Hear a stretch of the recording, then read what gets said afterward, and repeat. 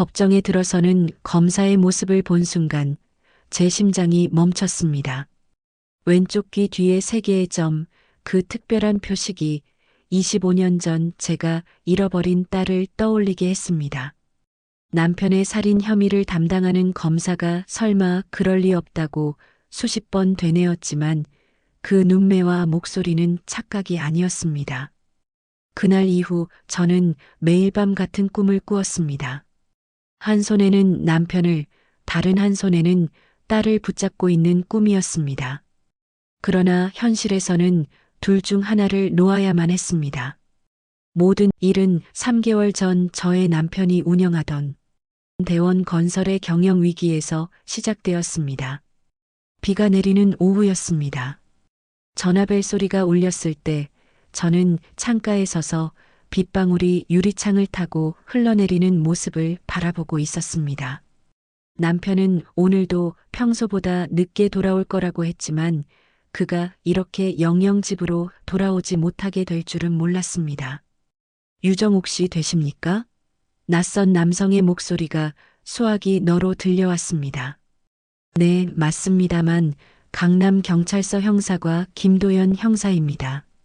죄송합니다만 남편분이신 이재민 씨가 현재 저희 경찰서에 구속되어 계십니다. 순간 귀에서 윙하는 소리가 났습니다. 심장이 거칠게 뛰기 시작했고 다리에 힘이 빠져 의자에 주저앉았습니다. 무슨 일이 있었던 건가요? 형사의 목소리가 마치 깊은 물속에서 들리는 것처럼 왜곡되어 들렸습니다. 유지혁 씨 살인 혐의로 체포되셨습니다. 자세한 이야기는 경찰서로 오시면 말씀드리겠습니다. 유지혁 남편의 사업 파트너이자 오랜 친구였습니다. 대원건설을 함께 일하는 동업자였죠. 그가 죽었다고? 그것도 남편이 그를 살해했다. 경찰서로 향하는 차 안에서 머릿속은 온통 혼란스러웠습니다. 한 달 전부터 남편과 유지혁 사이에 갈등이 있었던 건 사실입니다. 대형 주상복합 프로젝트의 실패로 회사가 위기에 처했고 두 사람은 그 책임을 두고 자주 다투었습니다. 하지만 살인이라니 20년 넘게 함께 해온 사이에 그런 일이 어떻게 가능할까요? 여보, 어떻게 된 일이에요? 구치소 면회실에서 수갑을 찬 남편을 보는 순간 눈물이 왈칵 쏟아졌습니다.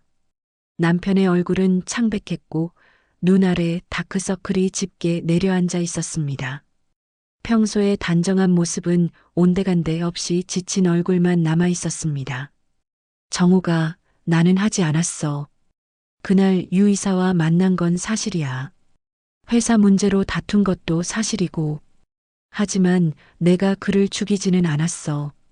믿어줘. 남편의 목소리에는 절박함이 묻어났습니다. 그의 눈을 바라보았습니다. 15년 동안 함께 살아온 제게 그의 진심을 읽는 것은 어렵지 않았습니다. 그는 거짓말을 하고 있지 않았습니다. 무슨 일이 있었던 거예요? 남편은 깊은 한숨을 내쉬었습니다. 그날 저녁 유 이사가 회사에서 보자고 했어. 중요한 얘기가 있다고. 사무실에 갔더니 그는 회사 자금 문제로 또 언쟁을 벌이려 했어.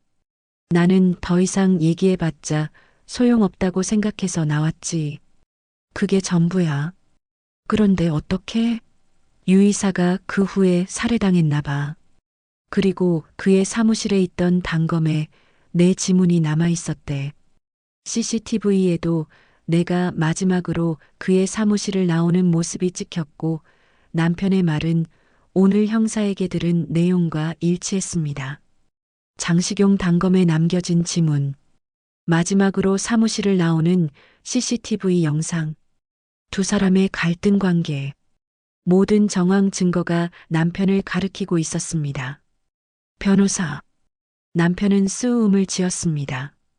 회사도 이 모양인데 우리가 돈이 어디 있어? 국선 변호인이 배정됐어. 다음 날 국선 변호인 정지훈 변호사를 만났습니다.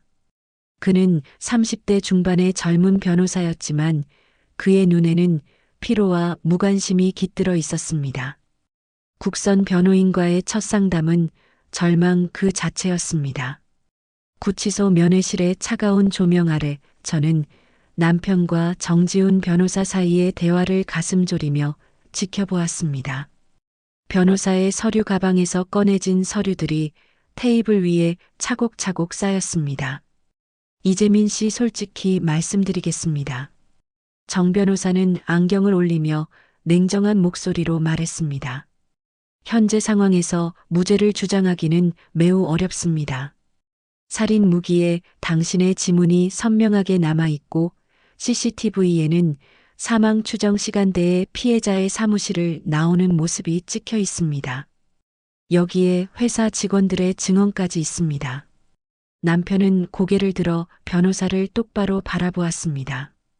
그의 눈에는 분노와 절망이 뒤섞여 있었습니다. 저는 그를 죽이지 않았습니다. 남편의 목소리는 흔들림 없이 단호했습니다. 유이사와 다툰 것은 사실입니다. 그의 사무실에 있던 단검을 만진 것도 사실이고요. 하지만 저는 절대 그를 죽이지 않았습니다. 정 변호사는 한숨을 내쉬었습니다. 수십 개의 사건을 동시에 맡고 있는 국선 변호인의 지친 표정이었습니다. 이해합니다. 하지만 법정에서 중요한 것은 개인적 확신이 아니라 증거입니다. 그가 서류를 정리하며 말했습니다. 검찰은 이미 살인죄로 기소했고 현재로서는 우발적 범행을 인정하고 정상 참작을 요청하는 것이 가장 현실적인 전략입니다. 그건 제가 범행을 인정한다는 뜻입니다. 남편이 테이블을 손으로 내리쳤습니다. 저는 무죄입니다. 면회가 끝나고 남편이 다시 구치소로 돌아간 후 정 변호사는 저를 복도로 불러냈습니다. 형광등 불빛 아래 그의 표정은 더욱 냉정해 보였습니다. 유정옥 씨 이해하셔야 합니다. 그가 서류 가방을 손에 꼭 쥐며 말했습니다. 이런 상황에서 무죄를 고집하는 것은 더 큰 형벌을 자초할 수 있습니다. 심신미약이나 우발적 범행을 주장하면 감형 가능성이 있지만 증거가 명백한 상황에서 끝까지 무죄를 주장하면 법원은 오히려 반성하지 않는 태도로 보고 더 중한 형을 선고할 수 있습니다. 하지만 남편이 정말 하지 않은 일이라면 그의 눈에서 잠시 동정의 빛이 스쳤습니다. 아마도 이런 상황을 수없이 보아왔을 그였습니다. 증거가 필요합니다. 유정옥 씨, 지금 모든 증거는 당신 남편에게 불리합니다. 다른 증거 용의자가 나타나지 않는 한 현실을 직시하셔야 합니다.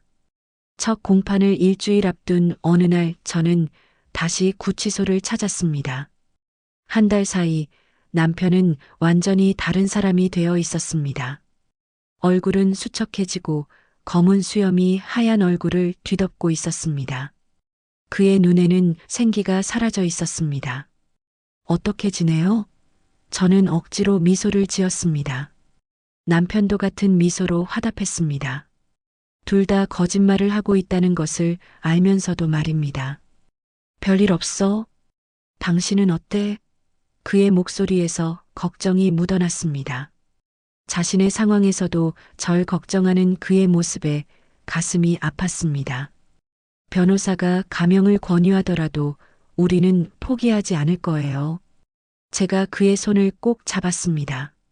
남편은 말없이 제 손을 잡았습니다. 그의 손은 차가웠습니다. 평소 그의 손은 항상 따뜻했는데 이제는 차갑게 식어 있었습니다. 정우가 그가 입을 열었다가 말을 잇지 못했습니다. 그의 눈에 눈물이 고였습니다. 지금까지 함께 살면서 그가 우는 모습을 본 것은 하연이를 잃었을 때가 마지막이었습니다. 괜찮아요. 제가 그의 눈물을 닦아주었습니다. 우리는 이겨낼 거예요. 당신은 무죄이고 우리는 그것을 증명할 거예요. 남편은 고개를 끄덕였습니다. 그의 눈에 잠시 희망의 빛이 스쳤습니다. 고마워, 정우가 당신이 있어서 정말 다행이야. 면회를 마치고 나오면서 저는 결심했습니다. 국선 변호인이 적극적으로 나서지 않는다면 제가 직접 증거를 찾아야 했습니다. 공판이 시작되면 더 많은 정보를 얻을 수 있을지도 모른다는 희망을 품었습니다. 집으로 돌아와 창가에 앉았습니다.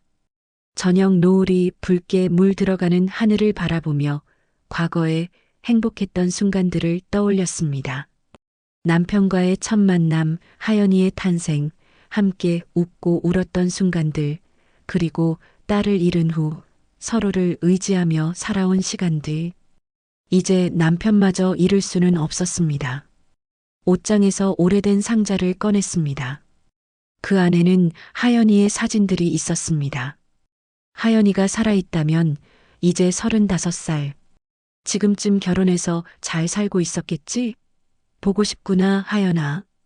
그때까지만 해도 저는 몰랐습니다.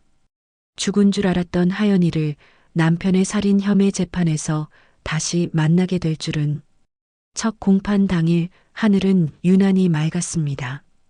법원으로 향하는 버스 안에서 창밖을 바라보며 맑은 하늘이 역설적으로 느껴졌습니다. 이런 날 저는 남편의 재판정에 앉아 있어야 했습니다. 오래된 정장을 꺼내 입고 오랜만에 화장도 했습니다. 남편 앞에서 무너지는 모습을 보이고 싶지 않았습니다. 법원 복도는 사람들로 분주했습니다. 각자의 사연을 안고 이곳에 모인 사람들 사이에서 저는 외로움을 느꼈습니다. 법정 문을 열고 들어가자 이미 많은 방청객이 자리를 잡고 있었습니다. 살인 사건은 항상 사람들의 관심을 끌기 마련이었습니다. 앞쪽 방청석에 자리를 잡고 앉았습니다. 얼마 후 피고인석으로 남편이 들어왔습니다. 수갑을 찬 그의 모습에 가슴이 무너져 내렸습니다. 그는 고개를 들어 방청석을 둘러보다 저를 발견하고는 힘없는 미소를 지었습니다. 그 순간만큼은 우리 둘만 있는 것 같았습니다. 국선 변호인 정지훈 변호사는 피고인석에서 남편과 마지막 상담을 하고 있었습니다. 남편은 고개를 가끔 끄덕일 뿐 별다른 반응을 보이지 않았습니다. 재판부 입정합니다. 법원 직원의 외침과 함께 모두 일어섰습니다. 엄숙한 분위기 속에서 판사 3명이 입장했습니다. 이어서 검사석으로 검사가 들어섰습니다. 그 순간이었습니다. 검은 법복을 입은 젊은 검사가 법정에 들어서는 순간 제 시선은 그에게 고정되었습니다. 처음에는 그저 젊고 단정한 검사라는 인상만 받았습니다. 그러나 그가 자리에 앉기 위해 고개를 돌리는 순간 숨이 멎는 것 같았습니다. 그의 왼쪽 귀 뒤에서 보이는 작은 3개의 점, 마치 작은 삼각형을 이루고 있는 그 점들이 제 시선을 사로잡았습니다. 심장이 제 의지와 상관없이 미친 듯이 뛰기 시작했습니다. 손가락이 저절로 떨렸습니다. 아니, 그럴 리가 없어. 머릿속에 25년 전 기억이 선명하게 떠올랐습니다. 하연이의 왼쪽 귀 뒤에 있던 동일한 3개의 점. 의사는 그것을 선천성 색소 침착이라고 했습니다. 세상에 똑같은 무늬를 가진 사람이 또 있을까요? 검사 측은 피고인에 대한 공소 사실을 낭독해 주시기 바랍니다. 판사의 목소리에 검사가 일어섰습니다. 이제 그의 얼굴을 정면으로 볼 수 있었습니다. 검사의 이름은 이서현. 그의 눈매는 반달 모양으로 휘었고 콧날은 곱게 뻗어 있었습니다. 남편을 닮아도 너무 닮았습니다. 그리고 어린 하연이의 모습이 그대로 담겨 있었습니다. 피고인 이재민은 2023년 3월 15일 오후 8시경 서울시 강남구 소재 대원 건설 사무실에서 피해자 유지혁을 장식용 단검으로 찔러 살해한 혐의로 기소되었습니다. 이서현 검사의 목소리는 단호했습니다. 그 목소리를 들으며 저는 숨조차 쉬기 어려웠습니다. 마치 꿈을 꾸는 것 같았습니다. 남편을 살인자로 몰아가는 사람이 우리의 잃어버린 딸이라니, 이런 잔인한 운명이 어떻게 가능한 것인지 이해할 수 없었습니다. 피고인은 회사의 경영 위기에 대한 책임을 두고 피해자와 갈등 관계에 있었으며 범행 당일 피해자와 격렬한 언쟁을 벌인 후 범행을 저질렀습니다. 범행 현장에서 발견된 단검에는 피고인의 지문이 선명하게 남아 있었고 건물 CCTV에는 피고인이 마지막으로 피해자의 사무실을 나오는 모습이 확인되었습니다.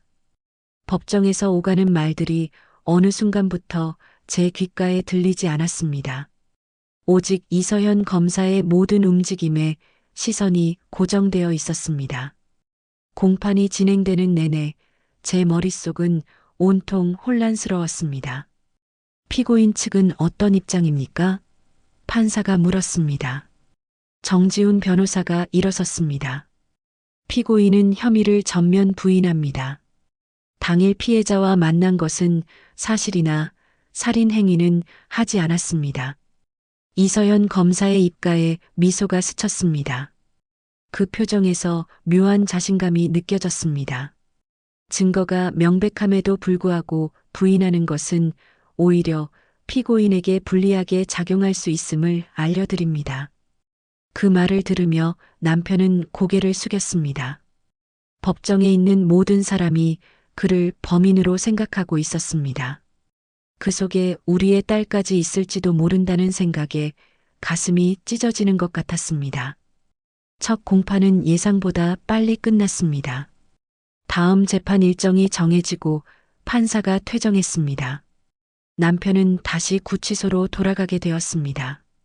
그는 나가기 전 저를 한 번 더 바라보았습니다. 그의 눈에는 말할 수 없는 슬픔이 담겨 있었습니다. 저는 법정을 빠져나가는 이서현 검사를 놓치지 않으려 서둘러 자리에서 일어났습니다. 복도로 나와 그의 뒷모습을 쫓았습니다. 그에게 말을 걸어야 했습니다. 어떻게든 그와 대화할 기회를 찾아야 했습니다. 이서현 검사님, 제 목소리는 북적이는 법원 복도에서 묻혀버렸습니다. 그는 빠른 걸음으로 앞으로 나아갔고 주변 사람들 때문에 그에게 가까이 다가갈 수 없었습니다. 마침내 엘리베이터 앞에 도달했지만 그는 이미 다른 검사들과 함께 엘리베이터에 올라탄 후였습니다. 닫히는 문 사이로 그의 모습이 사라져갔습니다. 발걸음을 멈추고 그 자리에 한참 동안 서 있었습니다. 머릿속은 여전히 혼란스러웠고 가슴은 복잡한 감정으로 가득 찼습니다. 이서현 검사가 정말 하연이일까요? 그렇다면 어떻게 그를 만나 이야기를 나눌 수 있을까요? 다음 날 저는 구치소를 찾아 남편을 만났습니다. 창백한 얼굴로 저를 맞이하는 남편에게 어제 있었던 일을 말해야 했습니다. 여보, 당신에게 말해야 할 게 있어요. 제 목소리가 떨렸습니다. 무슨 일이야? 남편의 눈에 걱정이 서렸습니다. 그 검사 이서현 검사 말이에요. 말을 꺼내기가 힘들었습니다. 그의 왼쪽 귀 뒤에 3개의 점이 있었어요. 하연이와 똑같은 위치에 남편의 눈이 커졌습니다. 뭐라고? 그리고 그의 얼굴, 눈매, 심지어 손짓 너무 당신과 닮았어요. 그리고 어린 하연이의 모습이 남편은 한동안 아무 말도 하지 못했습니다. 그의 눈에 눈물이 고였습니다. 죄인의 모습으로 앉아있는 그를 보니 마음이 더 아팠습니다. 정호가 그가 마침내 입을 열었습니다. 그럴 리가 없어. 우리 하연이는 그날 사고로 시신도 찾지 못했잖아요. 제가 말했습니다. 항상 작은 희망을 품어왔잖아요. 남편은 깊은 생각에 잠겼습니다. 그의 표정에서 희망과 두려움이 교차했습니다. 하지만 그게 사실이라면 이건 너무 잔인한 운명이야. 남편의 목소리가 떨렸습니다. 내 딸이 나를 감옥에 보내려고 한다니 저는 남편의 손을 꼭 잡았습니다. 제가 더 알아볼게요. 어떻게든 그와 만나서 이야기할 기회를 찾아볼게요. 남편은 고개를 끄덕였습니다. 그의 눈에는 복잡한 감정이 어려 있었습니다. 실종된 딸을 다시 만날 수 있다는 희망과 그 딸이 자신을 감옥에 보내려 한다는 아이러니한 공포가 뒤섞여 있었습니다. 면회를 마치고 구치소를 나오면서 가슴속에 확고한 결심이 자리 잡았습니다. 이서현 검사가 정말 하연이인지 확인해야 했습니다. 그리고 만약 그렇다면 그에게 진실을 알려야 했습니다. 딸이 자기도 모르게 아버지를 감옥에 보내려느니 비극을 끝내기 위해서라도 말입니다. 집으로 돌아와 현관문을 열고 들어서자마자 신발도 제대로 벗지 않은 채 다락방으로 향했습니다. 먼지 쌓인 다락방 구석에서 상자를 끌어내렸습니다. 떨리는 손으로 뚜껑을 열자 25년의 시간이 한순간에 눈앞에 펼쳐졌습니다. 맨 위에는 하연이의 마지막 모자가 놓여 있었습니다. 빨간색 모자, 그날 하연이가 쓰고 있던 그 모자였습니다. 조심스럽게 들어올리자 오래된 첫 냄새와 함께 하연이의 희미한 채취가 느껴지는 듯 했습니다. 그 아래에는 하연이의 유치원 졸업장, 첫 운동화 그리고 노란색 앨범이 있었습니다. 앨범을 꺼내 거실로 내려왔습니다. 소파에 앉아 첫 페이지를 넘겼습니다. 갓 태어난 하연이의 사진부터 첫걸음마, 첫 생일 파티까지 시간이 흐르며 자라나는 하연이의 모습이 페이지를 따라 펼쳐졌습니다. 마지막 페이지에 도달했을 때 가슴이 적습니다. 강원도 인제에 놀러 갔을 때의 사진이었습니다. 아이스크림을 들고 환하게 웃고 있는 5살 하연이의 모습. 그날이 마지막이 될 줄은 누구도 몰랐습니다. 1996년 7월 16일. 그날의 기억은 제 영혼의 깊은 상처로 새겨져 있었습니다. 장마철에 접어든 여름 우리 가족은 강원도 인제의 작은 펜션에 휴가를 왔습니다. 출장 중이던 남편이 오랜만에 시간을 내어 함께 온 가족 여행이었습니다. 펜션 주변에는 작은 계곡이 흐르고 있었고 맑은 날에는 아이들이 물놀이하기 좋은 장소였습니다. 펜션에서의 둘째 날 갑자기 하늘이 어두워지고 비가 내리기 시작했습니다. 펜션 주인은 계곡이 갑자기 불어날 수 있으니 주의하라고 경고했지만 우리는 보슬비 정도라 괜찮을 거라 생각했습니다. 펜션 마당에서 바베큐를 준비하던 중 하연이가 잠시 자신의 장난감 배를 가지러 계곡 쪽으로 향했습니다. 제가 잠시 눈을 뗀 사이였습니다. 몇 분 후 갑자기 폭우가 쏟아지기 시작했고 산에서 내려온 물이 계곡을 순식간에 불어나게 했습니다. 하연아, 남편이 펜션 마당에서 소리쳤지만 대답이 없었습니다. 우리는 곧바로 계곡으로 달려갔지만 이미 물살이 거세게 흐르고 있었고 하연이의 모습은 보이지 않았습니다. 남편이 즉시 물로 뛰어들었지만 급류는 너무 강했고 이미 하연이는 물살에 휩쓸려 내려간 상태였습니다. 하연아, 비명을 지르며 계곡을 따라 달렸지만 빠르게 불어난 물살에 아이는 순식간에 사라졌습니다. 그날부터 우리의 삶은 완전히 달라졌습니다. 남편과 저는 모든 것을 포기하고 하연이를 찾기 시작했습니다. 대기업 직원이었던 남편은 휴직을 했고 저도 일을 그만두었습니다. 경찰, 소방대원, 인근 주민들과 함께 계곡 하류를 며칠 동안 수색했습니다. 일주일 후 계곡에서 약 2km 떨어진 하류에서 하연이의 빨간 모자와 찢어진 옷 조각이 발견되었습니다. 그 지역은 이미 큰 강으로 이어지는 곳이었고 급류에 휩쓸린 아이가 살아남을 가능성은 거의 없다고 했습니다. 아이의 시신은 찾지 못했지만 이런 상황에서는 생존 가능성이 매우 낮습니다. 수색 책임자의 말에 남편은 그 자리에서 쓰러졌고 저는 비명도 지르지 못한 채 그 자리에 얼어붙었습니다. 그렇게 추모식을 치르고 빈관으로 장례를 치렀습니다. 하지만 시신 없는 장례는 마치 미완성 그림처럼 우리 가슴에 공허함만 남겼습니다.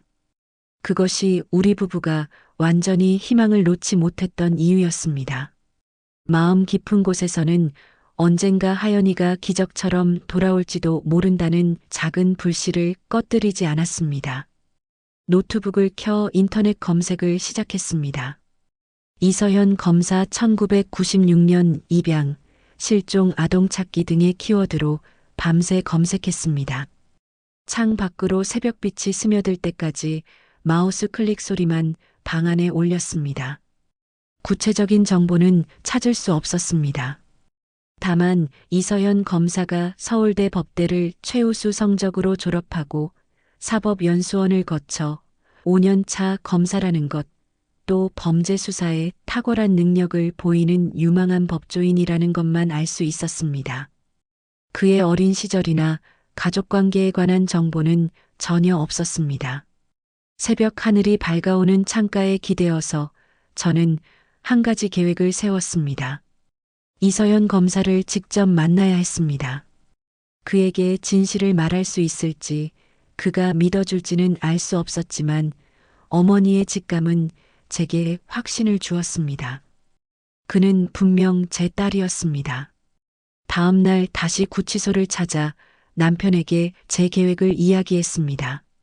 철창 너머로 보이는 남편의 얼굴은 더욱 수척해져 있었습니다. 그는 여전히 조심스러웠습니다. 정우가, 너무 희망을 품지 마.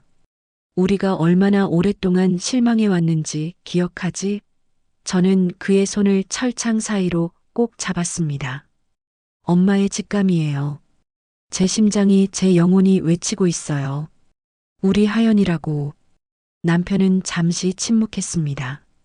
그의 눈에 맺힌 눈물이 천천히 볼을 타고 흘러내렸습니다. 만약 그 검사가 정말 우리 하연이라면 남편의 목소리가 다시 떨렸습니다. 꼭 말해줘. 나는 무죄라고. 나는 너의 아버지로서 떳떳하지 않은 일은 하지 않았다고. 그리고 우리가 하연이를 얼마나 그리워했는지도. 저는 고개를 끄덕였습니다. 남편의 손을 꼭 잡았습니다. 그의 손은 차가웠지만 그 안에서 희망의 온기가 느껴졌습니다. 구치소를 나와 버스에 올랐습니다. 그날부터 저는 이서현 검사를 만나기 위한 시도를 시작했습니다. 처음에는 검찰청을 찾아갔습니다. 서초동에 위치한 거대한 건물 앞에 서자 다리가 떨렸습니다.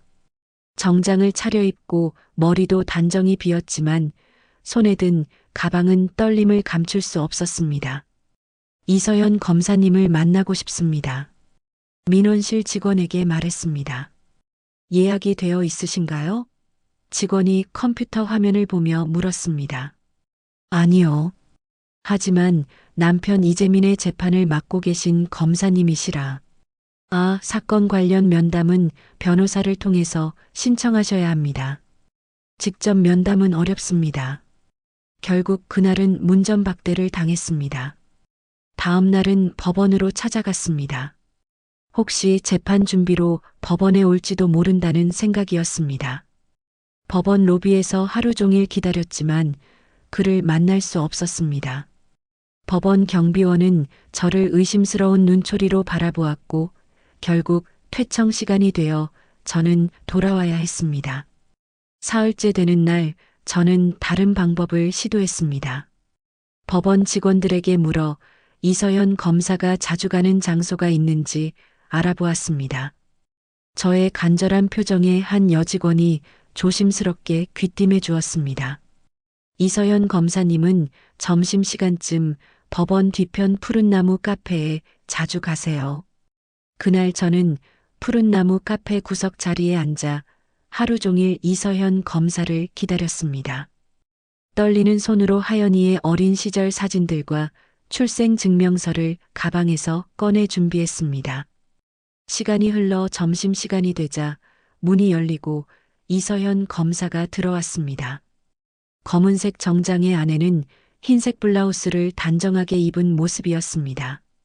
그는 카운터에서 아메리카노를 주문한 후 창가 자리를 찾았습니다. 이번 만남을 위해 몇 날 며칠을 준비했지만 막상 그가 눈앞에 나타나자 할 말이 모두 사라졌습니다. 깊게 숨을 들이마시고 용기를 내어 그의 테이블로 다가갔습니다. 이서연 검사님, 그가 고개를 들었습니다. 처음에는 누군지 알아보지 못하는 듯 했지만 곧 표정이 변했습니다. 아, 이재민 씨의 부인분이시죠? 그의 목소리는 공손했지만 경계심이 느껴졌습니다. 네, 유정욱입니다. 잠시 이야기 나눌 수 있을까요? 이서연은 망설이는 듯 했습니다. 사건에 관한 이야기라면 변호사를 통해 연락해 주셔야 합니다. 피고인 가족과 직접 대화하는 것은 적절하지 않습니다. 사건에 관한 것이 아닙니다. 제 목소리가 떨렸습니다. 개인적인 이야기입니다. 매우 중요한 일입니다. 그는 잠시 고민하더니 맞은편 의자를 가리켰습니다. 짧게만 이야기 나누겠습니다. 테이블에 앉으며 하연이의 사진을 담은 봉투를 꺼냈습니다. 손이 너무 떨려 사진을 몇 장 떨어뜨리고 말았습니다. 이서연이 재빨리 사진을 주워 주었고 그 순간 그의 눈이 사진 속 어린 하연이에게 닿았습니다. 이 아이는 누구인가요? 그가 물었습니다. 제 딸입니다. 하연이, 이하연이라고 합니다. 심장이 빠르게 뛰었습니다. 30여 년 전 계곡에서 사고로 잃어버린 딸입니다. 이서연 검사의 표정이 약간 경직되었습니다. 그는 사진을 자세히 들여다보았습니다. 왜 이 사진을 저에게 보여주시는 건가요? 깊게 숨을 들이마시고 결심한 듯 말했습니다. 검사님, 저는 당신이 제 딸 하연이라고 생각합니다. 이서현 검사의 눈이 커졌습니다. 잠시 말이 막힌 듯 했습니다. 그러다 갑자기 어색한 웃음을 지었습니다. 유정옥 씨, 그게 무슨 말씀이신지? 제가 입양아라는 사실을 어떻게 알아내셨는지 모르겠지만 유정옥 씨와는 아무 관련이 없습니다. 당신의 왼쪽 귀 뒤에 있는 세 개의 점 제가 말했습니다. 그건 하연이가 태어날 때부터 가지고 있던 특별한 표식입니다. 의사는 선천성 색소 침착이라고 했습니다.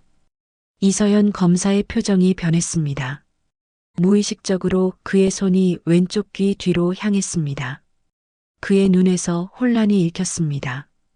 그건 우연의 일치일 수 있습니다. 그가 말했지만 목소리에 확신이 없었습니다. 다른 사진들을 테이블 위에 펼쳤습니다. 하연이의 성장 과정, 남편과 하연이가 함께 찍은 사진, 그리고 출생 증명서까지. 이서연 검사는 말없이 사진들을 바라보았습니다. 그의 표정이 점점 깊은 생각에 잠기는 듯 했습니다. 그가 마침내 입을 열었습니다. 양부모님이 말씀하시길 제가 어린 나이에 고아원에서 입양되었다고 했습니다. 1996년도에요. 제 목소리가 떨렸습니다. 우리 가족은 1996년 여름에 강원도 인제 펜션에 놀러 갔어요. 그때 갑자기 불안한 계곡 물로 하연이가 실종됐죠. 이서현 검사는 묵묵히 듣고 있었습니다. 그의 얼굴에는 복잡한 감정이 스쳐 지나갔습니다. 저의 눈에는 눈물이 흐르기 시작했습니다. 이서현 검사는 뭐라고 말해야 할지 몰라 하는 듯 했습니다. 유정옥 씨 이해합니다. 딸을 잃은 슬픔이 얼마나 크실지. 하지만 저는 그의 목소리가 흔들렸습니다. 살아계신 어머니가 그리웠던 적 없나요? 제가 물었습니다. 어떤 상처가 있는지, 어디서 왔는지 궁금하지 않으셨나요? 이서연 검사는 잠시 침묵했습니다. 그의 눈빛이 흔들렸습니다. 물론 그런 생각을 안 해본 것은 아닙니다. 하지만 그가 말을 마치기도 전에 그의 휴대폰이 울렸습니다. 그는 시계를 확인하고 놀란 표정을 지었습니다. 죄송합니다. 회의 시간이 됐습니다. 그가 급히 일어섰습니다. 이 이야기는 좀 더 생각해 봐야 할 것 같습니다. 이서연 검사는 사진 몇 장을 집어들었습니다. 이 사진들을 좀 가져가도 될까요? 확인해 볼 것이 있습니다. 물론이죠. 제가 말했습니다. 그리고 이것도 가져가세요. 미리 DNA 검사를 위해 준비해둔 샘플 봉투를 건넸습니다. 확인하고 싶으시면 그는 봉투를 주저하다가 받아들었습니다. 그리고는 복잡한 표정으로 저를 잠시 바라보고 서둘러 카페를 나갔습니다. 그의 뒷모습을 바라보며 마치 25년 전 하연이가 계곡 물에서 놀고 있는 모습이 겹쳐 보였습니다. 카페에 홀로 남겨진 저는 한참 동안 자리에서 일어나지 못했습니다. 희망과 두려움이 뒤섞인 감정에 온몸이 떨려왔습니다. 한편 이서연 검사는 자신의 사무실로 돌아오자마자 문을 닫고 블라인드를 내렸습니다.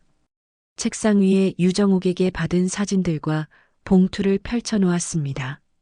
그의 머릿속은 온통 혼란스러웠습니다. 아침까지만 해도 명확했던 그의 정체성이 단 한 번의 만남으로 뿌리째 흔들리고 있었습니다. 사진 속 어린아이를 자세히 들여다보았습니다. 분명 낯선 아이였지만 어딘가 모르게 익숙한 느낌이 들었습니다. 특히 아이의 눈매는 이서연이 매일 아침 거울에서 보는 자신의 모습과 닮아 있었습니다. 말도 안 돼. 하지만 동시에 귀 뒤에 세계점에 대한 이야기가 그를 불안하게 만들었습니다.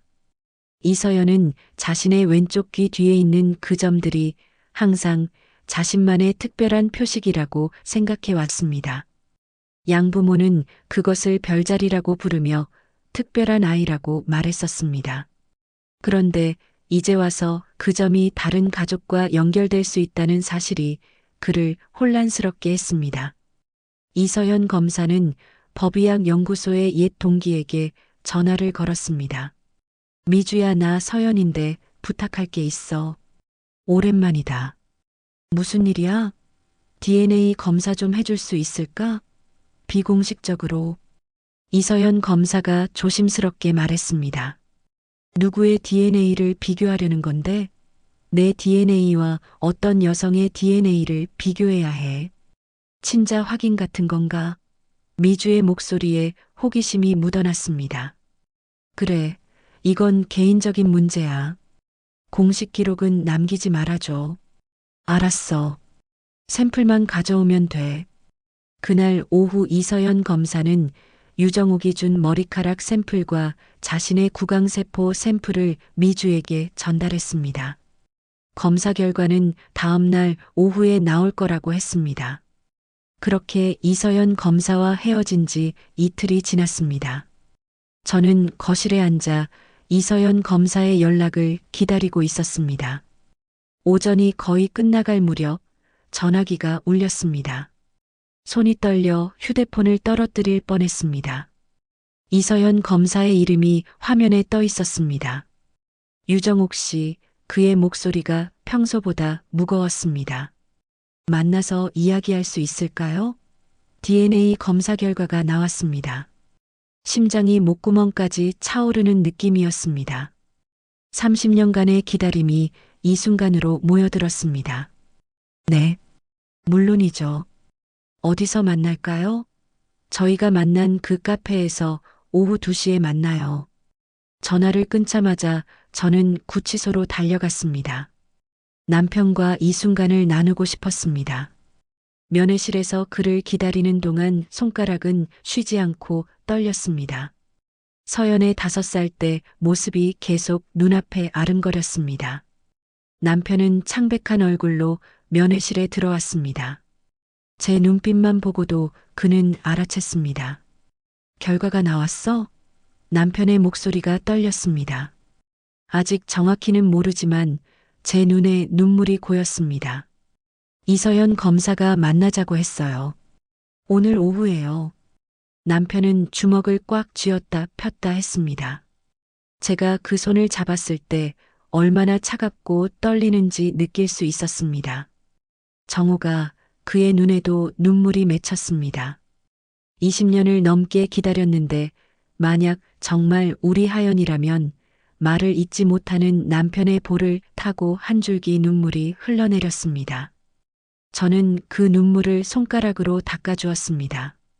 여보, 어떤 결과가 나오든 우리는 함께해요. 남편은 제 손을 꼭 쥐었습니다. 면회 시간이 끝나고 카페로 향하는 발걸음이 무거웠습니다. 설렘과 두려움이 교차했습니다. 결국 약속 시간보다 1시간이나 일찍 도착했습니다. 창가 자리에 앉아 밖을 내다보며 기다렸습니다. 커피는 식어갔지만 저는 한 모금도 마시지 못했습니다. 손은 계속해서 떨렸고 가슴은 마치 터질 듯이 뛰었습니다. 정확히 2시 카페 문이 열리고 이서현 검사가 들어왔습니다. 그는 평소의 단정한 모습과 달랐습니다. 정장에 단추가 풀려 있었고 눈 아래 다크서클이 짙었습니다. 그도 잠을 이루지 못했나 봅니다. 그가 제 테이블로 다가오는 순간 시간이 멈춘 듯 했습니다. 그의 눈 남편의 눈을 그대로 물려받은 그 눈에서 혼란과 불안을 읽을 수 있었습니다. 안녕하세요, 유정옥 씨. 그의 목소리가 약간 떨렸습니다. 하연아, 저도 모르게 그 이름이 입에서 흘러나왔습니다. 이서연은 그 이름에 움찔했습니다. 그는 조용히 자리에 앉았습니다. 잠시 침묵이 흘렀습니다. 그리고 그가 봉투 하나를 테이블 위에 올려놓았습니다. 검사 결과가 나왔습니다. 그의 목소리가 갈라졌습니다. 일치율 99.9999% 당신이 제 어머니가 맞습니다. 그 순간 30여 년간의 눈물이 한꺼번에 터져 나왔습니다. 저는 손으로 입을 가리며 흐느꼈습니다. 이 순간을 얼마나 기다렸는지 제 딸이 살아있다는 것 그리고 그가 이렇게 훌륭한 사람으로 자랐다는 것이 너무도 감사했습니다. 우리 딸. 저는 손을 뻗어 그의 손을 잡으려 했습니다. 이서연은 잠시 망설이다가 제 손길을 받아들였습니다. 그의 손이 떨리고 있었습니다. 저의 손도 마찬가지였습니다.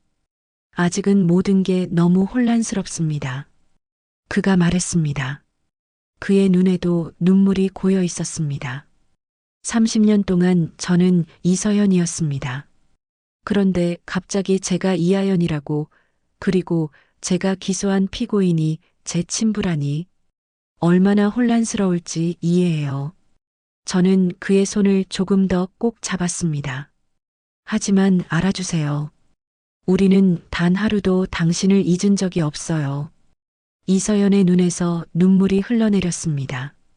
그는 재빨리 눈물을 훔쳤습니다. 아마도 검사로서 이런 감정을 보이는 것이 익숙하지 않은 듯 했습니다. 어렸을 때 기억이 거의 없습니다. 그가 작은 목소리로 말했습니다. 이서현 검사님, 아니 하연이라고 불러도 될까요? 당신의 사생활을 방해하거나 불편하게 하고 싶지 않아요. 하지만 2가지만 부탁할게요. 첫째, 당신의 아버지 이재민은 결백해요. 그는 절대 살인을 저지르지 않았어요. 2번째 기회가 된다면 우리의 이야기를 들어주세요. 25년 전 그날의 일 그리고 당신을 찾기 위해 우리가 어떤 노력을 했는지. 이서연은 숨을 깊게 들이마셨다 내쉬었습니다. 그의 눈에 갈등이 서려 있었습니다.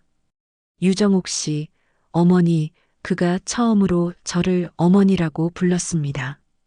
그 한마디에 제 심장이 떨렸습니다. 검사로서 이 사건에 계속 관여하는 것은 윤리적으로 문제가 있습니다. 상급자에게 보고하고 사건을 다른 검사에게 넘겨야 할 것 같습니다. 그렇게 되면 남편의 무죄는 어떻게 증명되나요?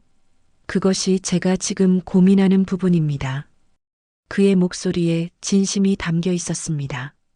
진실을 밝히는 것은 검사의 의무이기도 합니다. 증거가 다시 검토되어야 할 필요가 있을 것 같습니다. 희망의 빛이 보였습니다. 그는 이미 마음 한 구석에서 남편의 무죄 가능성을 고려하고 있었습니다. 다만 시간이 필요해요. 모든 것이 너무 갑작스럽습니다. 이해해요. 제가 말했습니다. 25년을 기다렸어요. 더 기다릴 수 있어요. 그는 슬픈 표정으로 자리에서 일어났습니다. 다시 연락드리겠습니다. 네, 기다릴게요. 제가 미소 지었습니다. 그렇게 하연이는 고개를 끄덕이고 카페를 나갔습니다. 그의 뒷모습이 문을 통해 사라질 때까지 바라보았습니다. 그리고 곧바로 구치소로 달려갔습니다. 면회실에서 남편의 얼굴은 기대와 불안으로 가득 찼습니다. 제가 미소 짓는 것을 보자 그의 눈에 눈물이 고였습니다. 맞아? 그가 떨리는 목소리로 물었습니다. 네, 여보. DNA 검사 결과가 일치했어요. 우리 하연이에요. 제 눈에서도 눈물이 흘러내렸습니다. 남편은 양손으로 얼굴을 가렸습니다. 그의 어깨가 흔들렸습니다. 우리 딸 정말 살아있었구나. 그가 흐느꼈습니다. 기억은 거의 없지만 아주 희미하게 무언가 남아있는 것 같아요. 그런데 지금 이렇게 구치소에 있는 나를 아버지로 받아들일까? 아직은 모든 게 너무 혼란스러울 거예요. 하연이에게 시간이 필요해요. 제가 남편의 손을 잡았습니다. 하지만 중요한 건 하연이가 진실을 알게 되었다는 거예요. 그리고 당신의 무죄도 곧 밝혀질 거예요. 저는 딸과 당신을 믿어요. 남편의 눈에서 복잡한 감정이 읽혔습니다. 기쁨, 안도, 그리고 아직 풀리지 않은 불안까지. 면회를 마치고 집으로 돌아오는 길. 가슴속은 기쁨과 설렘, 그리고 불안이 뒤섞인 감정으로 가득 찼습니다. 25년 동안 기다려온 딸을 찾았다는 기쁨, 그리고 남편의 무죄를 증명해야 한다는 절박함이 함께 밀려왔습니다. 하지만 하연이와 만난 후 이틀이 지났음에도 별다른 연락은 없었습니다. 남편에게 면회를 갈 때마다 그의 눈에서 기대와 실망이 교차하는 것을 볼 수 있었습니다. 그러던 어느 날 드디어 하연이에게서 전화가 왔습니다. 어머니, 저 이서연입니다.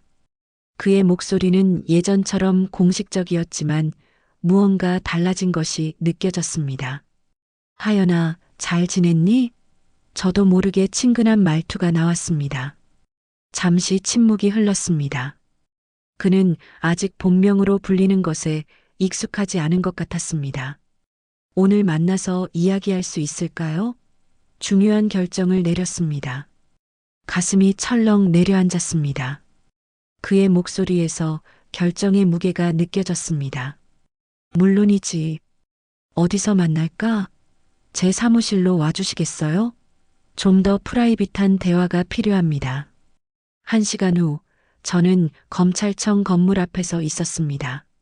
하연이의 사무실에 들어섰을 때 그는 창가에 서서 비 내리는 풍경을 바라보고 있었습니다.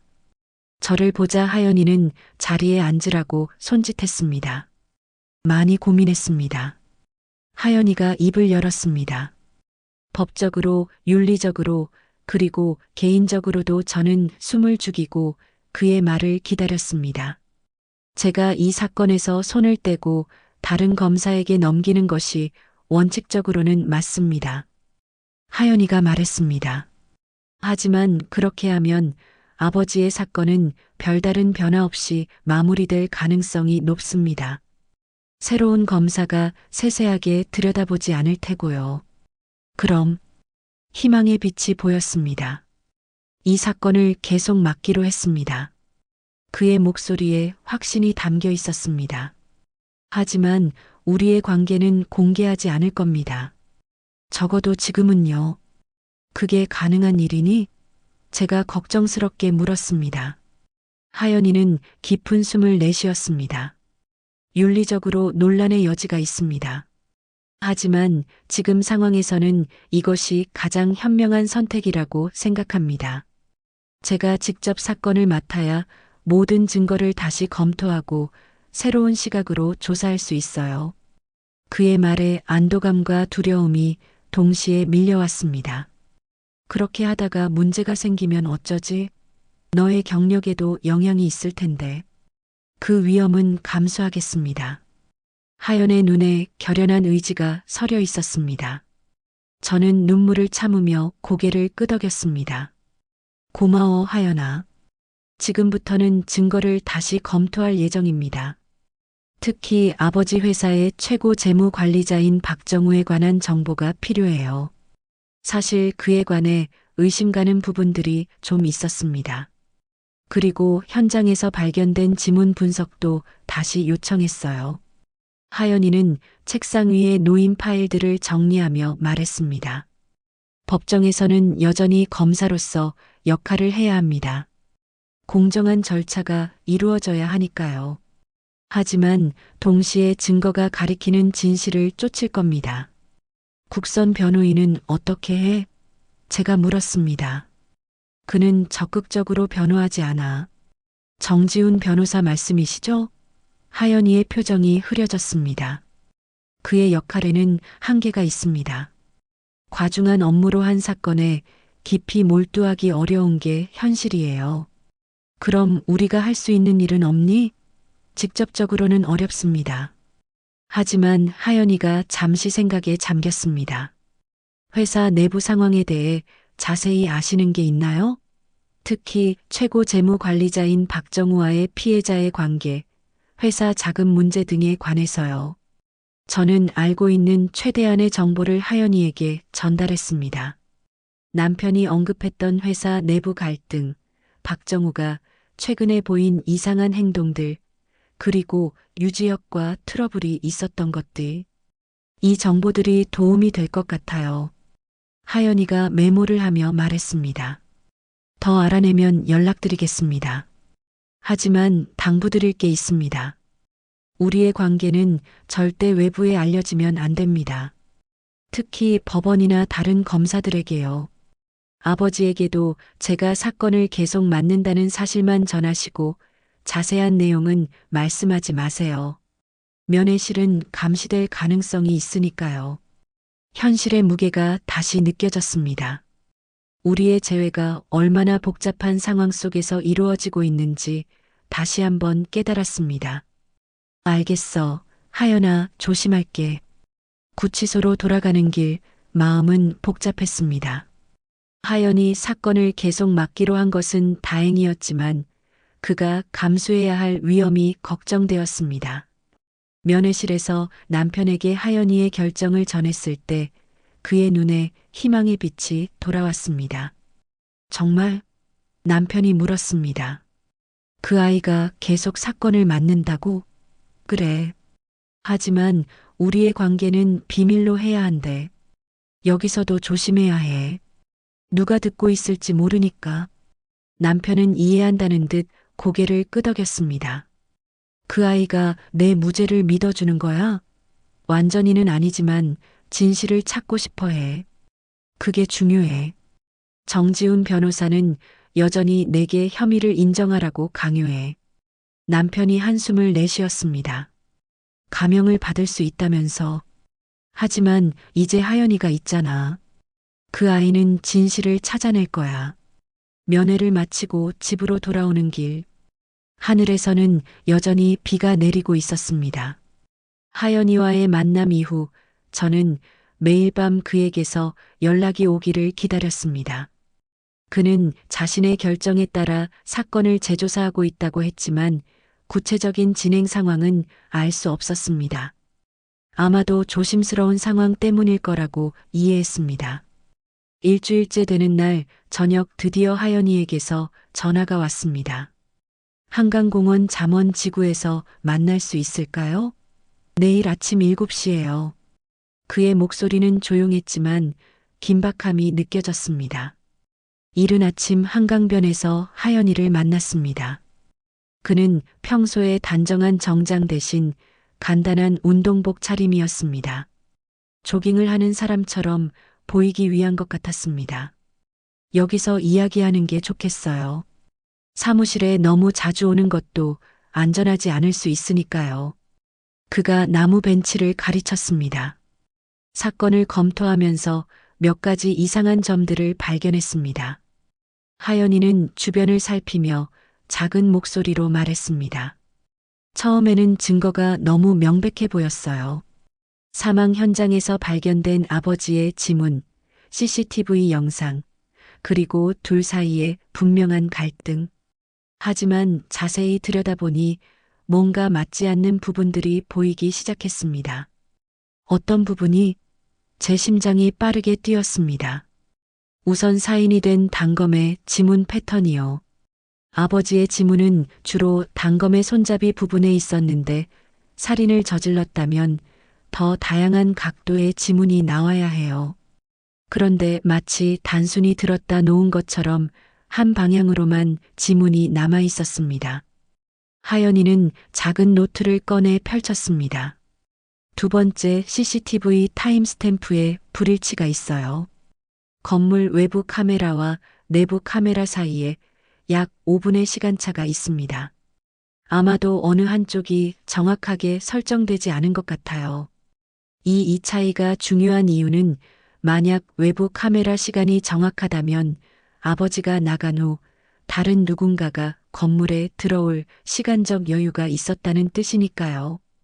그게 가능한 일이니? 제가 물었습니다. 가능합니다. 더 중요한 발견은 피해자의 컴퓨터에서 나왔어요. 검찰에서 포렌식 조사를 했지만 검색 범위가 제한적이었어요. 제가 좀 더 깊이 들여다보니 삭제된 이메일 몇 개를 복구할 수 있었습니다. 하연이의 눈이 빛났습니다. 그 이메일들은 외부 회계사와 주고받은 것이었어요. 내용을 보니 유지혁 이사가 회사 내부에 횡령 의혹이 있어 비밀리에 조사를 의뢰한 것 같습니다. 그리고 그 횡령의 용의자는 박정우, 제가 말을 이었습니다. 하연이가 고개를 끄덕였습니다. 이제 동기가 생겼습니다. 만약 유지혁이 박정우의 횡령을 밝혀낸다면 그는 모든 것을 잃게 될 테니까요. 그럼 이제 어떻게 해야 하지? 저는 희망에 차서 물었습니다. 아직 결정적인 증거는 부족합니다. 특히 박정우가 현장에 있었다는 직접적인 증거가 없어요. 하지만 다음 수사 방향은 정해졌습니다. 이렇게까지 해주다니 고마워. 제 목소리가 떨렸습니다. 하연이는 잠시 망설이다가 말했습니다. 이건 단순히 진실을 밝히기 위해서예요. 모든 사건에서 그래왔고 이 사건에서도 마찬가지예요. 그의 말에는 아직 거리감이 느껴졌지만 그가 진심으로 진실을 찾고자 노력하고 있다는 것은 분명했습니다.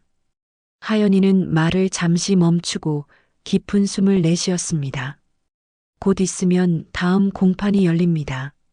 검사로서 저는 여전히 아버지에게 불리한 증거를 제시해야 하는 상황이에요. 판사와 방청객들 앞에서요. 하연이의 얼굴에 괴로움이 서였습니다. 딸의 내적 갈등이 얼마나 큰지 이해할 수 있었습니다. 내 입장이 얼마나 어려운지 알아. 제가 그의 손을 잡으려 했지만 그는 살짝 물러났습니다. 아직 그런 친밀한 접촉에 익숙하지 않은 것 같았습니다. 아무튼 지금부터는 제가 알아서 준비해 보겠습니다. 일단은 저를 믿고 기다려 주세요. 저는 하연이를 믿고 고개를 끄덕였습니다. 그리고 하연이는 자리에서 일어나며 마지막 인사를 건넸습니다. 조심해서 돌아가세요. 어머니. 며칠 후 법원으로 가는 길은 몹시 긴장됐습니다. 25년간의 기다림과 한 달 동안의 고통스러운 시간이 오늘로 끝날 수도 있다는 생각에 가슴이 뛰었습니다. 그러나 동시에 하연이가 어떤 결정을 내렸을지 그리고 그 결정이 그의 미래에 어떤 영향을 미칠지에 대한 걱정도 컸습니다. 법원 건물에 들어서자 복도는 이미 사람들로 붐비고 있었습니다. 저는 서둘러 재판정으로 향했습니다. 문을 열고 들어서자 많은 방청객이 자리를 잡고 있었고 앞쪽에는 피고인석과 검사석이 마련되어 있었습니다. 아직 재판이 시작되지 않아 하연이의 모습은 보이지 않았습니다. 앞쪽 방청석에 자리를 잡고 앉았습니다. 시간이 흐르고 피고 인석으로 남편이 들어왔습니다. 그는 평소보다 더 창백해 보였지만 저를 발견하자 힘없는 미소를 지었습니다. 재판부 입정합니다. 모두 자리에서 일어섰습니다. 판사 3명이 엄숙하게 입장했고 이어서 검사석으로 하연이가 들어섰습니다. 그는 평소와 같은 단정한 모습이었지만 그의 눈빛은 달랐습니다. 결연함과 확신이 느껴졌습니다. 저와 눈이 마주쳤을 때 하연이는 거의 알아차리지 못할 정도로 살짝 고개를 끄덕였습니다. 지난번 공판에 이어 이재민 씨의 살인 혐의에 관한 심리를 계속하겠습니다. 판사가 말했습니다. 검사 측 진술을 시작해 주시기 바랍니다. 하연이가 자리에서 일어났습니다. 그는 잠시 서류를 정리하더니 목소리를 가다듬었습니다. 존경하는 재판장님, 하연이의 목소리가 법정 안에 울려 퍼졌습니다. 검찰은 이 사건에 관한 추가 조사를 진행했습니다. 조사 과정에서 몇 가지 새로운 증거가 발견되어 이를 법원에 제출하고자 합니다. 갑작스러운 발언에 법정안이 술렁이기 시작했습니다.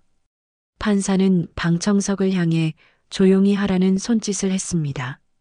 어떤 증거인지 설명해 주시기 바랍니다. 네, 재판장님. 하연이가 대답했습니다. 우선 피해자 유지혁의 사무실에 설치된 추가 보안 카메라 영상을 확보했습니다. 이 영상에는 피고인 이재민이 사무실을 떠난 후 약 15분 뒤 대원건설의 CFO 박정우가 사무실에 들어가는 장면이 담겨 있습니다. 국선 변호인 정지훈이 놀란 표정으로 일어났습니다. 하연이는 침착하게 말을 이어갔습니다. 이 영상은 최근에야 발견되었습니다. 피고인의 개인 사무실에 설치된 별도의 보안 카메라였으며 초기 수사 과정에서는 누락된 것으로 보입니다. 판사가 고개를 끄덕였습니다. 해당 영상을 제출해 주십시오. 법원에서 검토하겠습니다. 하연이는 서류 가방에서 USB를 꺼내 법원 직원에게 건넸습니다. 또한 살인 무기로 사용된 단검을 재검사한 결과 피고인의 지문 외에도 CFO 박정우의 부분 지문이 발견되었습니다. 특히 주목할 점은 지문의 위치입니다. 그는 화면에 단검의 확대 사진을 띄웠습니다. 피고인의 지문은 주로 손잡이 부분에 위치해 있고 박정우의 지문은 날 부분과 손잡이 끝부분에 있습니다. 이는 실제로 누군가를 찌를 때 손이 닿기 쉬운 위치입니다. 남편이 놀란 눈으로 하연이를 바라보았습니다. 그의 표정에서 혼란과 희망이 교차했습니다. 추가로 하연이가 계속했습니다. 피해자 이재민이 의뢰한 회계 감사 보고서가 발견되었습니다. 이 보고서에 따르면 CFO 박정우는 지난 2년간 약 30억 원을 해외 계좌로 빼돌린 혐의가 있으며 유지혁은 사망하기 일주일 전이 사실을 인지했습니다. 법정안이 다시 술렁했습니다. 국선 변호인 정지훈은 완전히 당황한 표정이었습니다. 그는 남편에게 다가가 귓속말을 하는 것처럼 보였습니다. 마지막으로 하연이의 목소리가 다시 울려 퍼졌습니다. 사건 직후 박정우가 급하게 거액의 자금을 이동시킨 기록과 최근 해외 도피를 준비하는 정황이 포착되었습니다. 판사는 잠시 생각에 잠긴 듯 했습니다. 이서연 검사. 이 새로운 증거들은 수사 방향을 완전히 바꿀 수 있는 중요한 내용입니다. 왜 이제서야 이런 증거들이 제출되는 것인지 설명해 주시겠습니까? 하연이는 잠시 망설이는 듯 했지만 곧 단호한 목소리로 대답했습니다. 재판장님, 검찰의 임무는 유죄를 입증하는 것이 아니라 진실을 밝히는 것입니다. 초기 수사에서 감가된 부분들이 있었고 저는 그것을 바로잡는 것이 제 의무라고 생각했습니다. 판사는 동료 판사들과 잠시 귓속말을 나눈 후 결정을 내렸습니다. 이 새로운 증거들은 사건의 본질을 변화시킬 수 있는 중요한 내용입니다.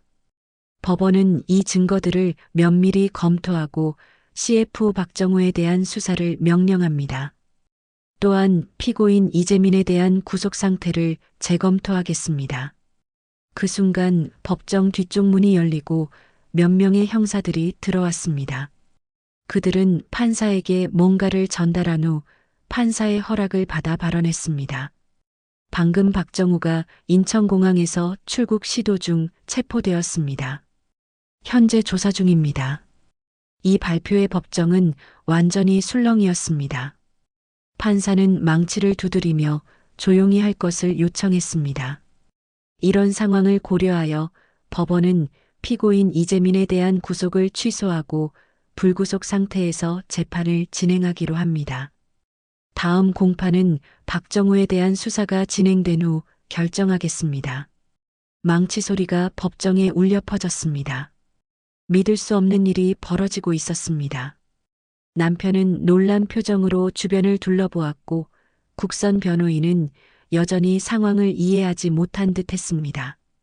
재판이 일단락되고 남편은 법원 직원의 안내를 받아 피고인석에서 나왔습니다. 그리고는 하연이가 먼저 아버지에게 가까이 다가갔습니다.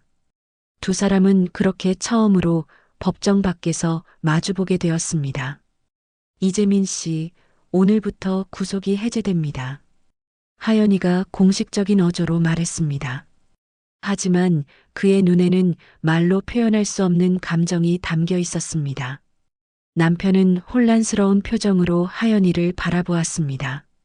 이서연 검사님, 법원 직원들이 주변에 있어 하연이는 더 이상의 대화를 나누지 못했습니다.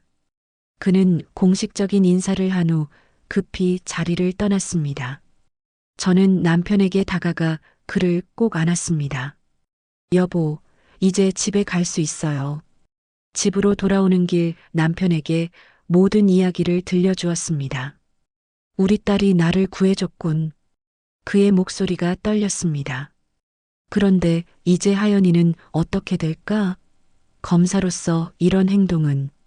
하연이도 걱정했어요. 하지만 진실을 위해 기꺼이 그 위험을 감수했다고 했어요. 집에 도착한 후 남편은 오랜만에 자신의 방에 들어가 샤워를 하고 깨끗한 옷으로 갈아입었습니다. 그는 한 달 만에 처음으로 편안한 표정을 지었습니다. 저녁 무렵 초인종 소리가 들렸습니다. 문을 열자 하연이가 서 있었습니다. 그는 이제 검사 제복이 아닌 평범한 청바지와 셔츠 차림이었습니다. 들어가도 될까요? 그가 조심스럽게 물었습니다. 남편이 거실로 나왔을 때 세 사람은 잠시 말없이 서로를 바라보았습니다. 25년이라는 시간이 이 순간에 응축된 것 같았습니다. 하연이라고 불러도 될까? 앉아 하연아. 남편이 소파를 가리켰습니다. 우리는 모두 소파에 앉았고 잠시 어색한 침묵이 흘렀습니다. 먼저 사과드리고 싶습니다. 하연이가 먼저 입을 열었습니다. 처음에는 모든 증거가 아버지를 가리키고 있었고 저는 그것을 믿었습니다. 아니야. 내가 사과할 필요 없어. 남편이 따뜻한 목소리로 말했습니다. 넌 그저 내 일을 했을 뿐이야. 그리고 결국 진실을 밝혀냈잖아. 어쩌면 더 빨리 의심했어야 했는데. 하연이의 목소리가 떨렸습니다. 중요한 건 내가 진실을 찾아냈다는 거야. 남편이 말했습니다. 그런데 이런 행동이 내 경력에 영향을 주지 않을까? 하연이는 잠시 생각에 잠겼다가 대답했습니다. 아마도 일부 질책은 받겠지만 법적으로는 문제가 없습니다. 제가 발견한 모든 증거는 정당한 절차를 통해 확보했으니까요. 다만 그가 망설였습니다. 조금 더 빨리 상급자에게 보고했어야 했을지도 모릅니다. 나를 위해 그런 위험을 감수했다니 남편의 눈에 눈물이 고였습니다. 진실을 위해서였습니다. 하연이가 말했습니다. 그리고는 조심스럽게 덧붙였습니다. 그리고 가족을 위해서이기도 했습니다. 그 말에 우리 세 사람 모두 깊은 감정에 사로잡혔습니다. 하연이는 아직 우리를 완전히 부모로 받아들이지는 못했지만 적어도 우리가 가족임을 인정하기 시작한 것 같았습니다. 혹시 제가 어릴 때 이야기를 좀 더 들을 수 있을까요? 하연이가 조심스럽게 물었습니다. 저는 벽장에서 오래된 앨범을 꺼내왔습니다. 세 사람은 나란히 앉아 앨범을 펼쳤고 저는 하연이의 어린 시절 이야기를 하나하나 들려주기 시작했습니다.